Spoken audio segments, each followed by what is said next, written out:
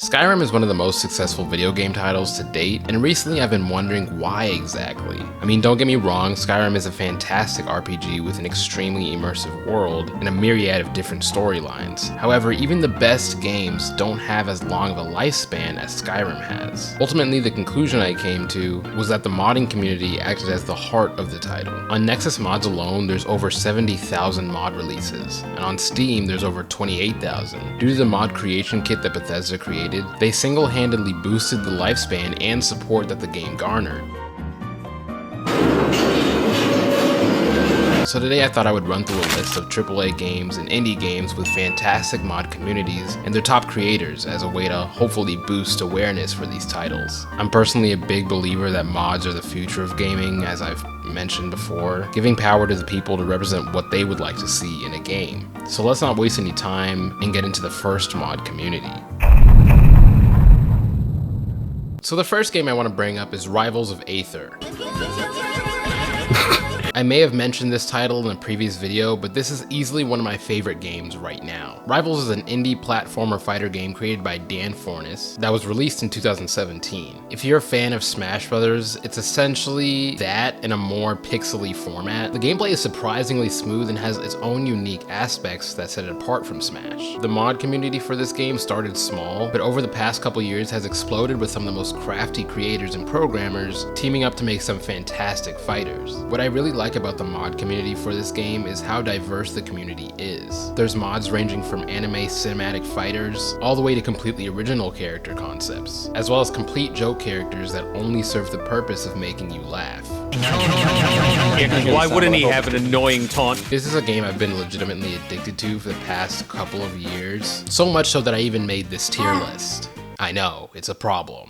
Next game, Gary's Mod. Now I all know we know Gary's Mod, but it's definitely worth a big mention for this concept. Gmod is a sandbox physics game that allows players to manipulate objects and experiment with physics. Gmod is great for modding because it provides a flexible, open-ended environment for users to modify, customize, and add game mechanics. It's basically a blank canvas for whatever game the player wants to play. Want to play a COD zombie-esque PvE experience? You got it. Want a multiplayer role-playing experience in a big city? Yep, it's there. And if you want to play Dark Souls with guns, that is also very possible.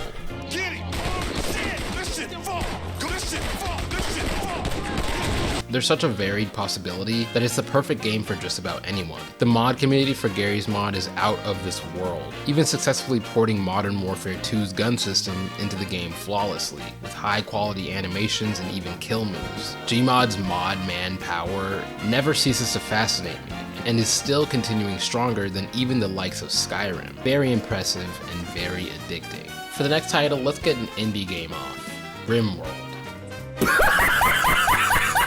RimWorld is a popular indie simulator game developed and published by Lodian Studios. The game is set in a sci-fi universe where the player takes the role of a colony leader trying to establish a new community on a distant planet. The game was designed with modding in mind, making it easier for modders to create and integrate their content into the game. RimWorld offers modders a variety of powerful tools to work with, including extensive XML database and a dedicated mod forum, making sure that every mod works smoothly and keeps up to date with bugs. Similar to Rivals of Aether, the game has a pixely format, but surprisingly has a lot of volume when it comes to what types of mods are created. There's Psychology, a mod that adds a psychological system to the game, giving colonists emotions and needs that affect their behavior and relationships with other colonists. There's A Dog Said, a mod that allows players to perform advanced surgeries on animals, including prosthetics and biotic implants. There's also Rim Cuisine 2, a mod that adds a variety of foods, crops, and cooking mechanics to the game that adds so much depth that's needed. I used to play RimWorld a lot a couple years ago, and the main push factor for me was the mods. Here are the top creators for this game, and I highly recommend supporting it and checking out the devs. Now I know what you're thinking, what a normie choice for the last selection, but I can't go without mentioning the second biggest mod title under Skyrim. Minecraft. The modding community for Minecraft is similar to Gmod in the sense that in a moment's notice, the entire foundation of the game can change to something completely different. With mods like custom NPCs and dynamic skins, you can change what was once a simple survival game into an RPG, which, believe it or not, I have done before. Possibilities are quite literally endless. With the following that the game has garnered, Minecraft's modding community has produced a wide variety of mods that add everything from new creatures and biomes to complex automation systems. The sheer variety of mods that are available for Minecraft means that there's always something new and interesting to discover. And once again, a common denominator for all of these mod game titles is that although the vanilla game itself is a great game alone, it's a blank and open canvas for people to be creative on. It's important to note that the developers themselves are very supportive of what the mod community has to offer. They know that their own fans are the best at creating what they want to see. Overall, Minecraft's open source nature, customizable gameplay, modding tools, active community, and endless possibilities have allowed for the creation of some of the most creative and innovative mods in gaming history,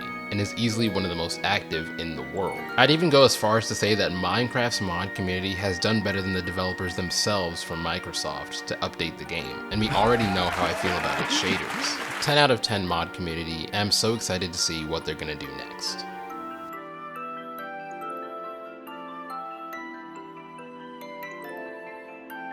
Where's the rest?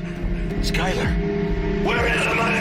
Conclusion time once again, guys. Before I wrap the video, I kind of wanted to talk about Doom. Doom was apparently one of the first games, if not the first game, to make modding a possibility, allowing users to create custom levels, graphics, and gameplay mechanics that push the envelope of modding today. I mean, Doom was first in a lot of things. They were the first to really make first-person shooting make sense and do it online. So it really goes to show how much of an impact one game can make. Bethesda acknowledging the success that Skyrim had because of the modding community is what is exactly going to push them to make more support for modding in general. Well, we have an editor you can download on Steam, the creation kit for our games, and then it loads up the world, and you could do something really, really small, like change the color of the weather, and it creates a little plugin file, we call it, a modification to the game, and then you can run your game with that. We're seeing people with a lot of personality, a lot of drive to actually make mods, and we're seeing games like The Forgotten City, a game that was once a mod for Skyrim but then got upgraded to its own original game more and more often. It's interesting because I think that developers in general get scared because modders are making things better than the base game, and it makes them turn it off for some reason, but they need to learn to embrace it, genuinely. It's not even about making something better than the developers, it's just about creating that sense of an endless game right in front of you. I can be confident saying that I'm going to be playing Rivals or Skyrim in the next 4 or 5 years because the community is keeping it updated. Even if they stop, they're going to keep going. Hey, yo, what the fuck? Same with Grand Theft Auto 5, same with so many other games in the industry, and I strongly believe that if the mod community continues to make stronger games than the game itself, then we're gonna end up with more blank canvases, and I can't be mad at that. We saw situations like Bethesda trying to monetize the mod world, which is weird because they've already monetized so much off of just the mod community existing. Do you think as many people would buy the game if they didn't know that they were gonna get 1,000+ mods on the back end? I think not. Modding is growing quickly, and I'm only praying that the developers are on the back end of the wagon, ready to ride it.